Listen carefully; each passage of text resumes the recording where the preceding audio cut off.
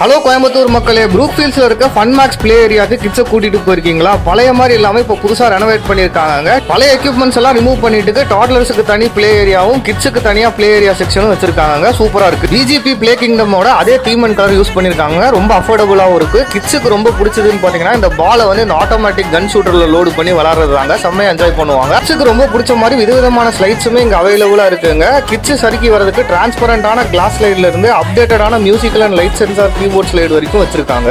கிட்ஸை surprise பண்ணதுக்கு magical ஏர் பால் மிஷினும் வச்சிருக்காங்க. சூப்பரா இருந்தது. இங்க இருக்க எக்யூப்மெண்ட்ஸ் எல்லாமே கிட்ஸ் சேஃப்டியை ஃபோக்கஸ் பண்ணி சேஃப் அண்ட் செக்யூரா பண்ணி வச்சிருக்காங்க. குழந்தைங்க விளையாடுற இந்த அட்வென்ச்சர் அப்டக்கிள் கோர்ஸா இருந்தாலும் அடிப்படாத மாதிரி சேஃபா இருக்குங்க.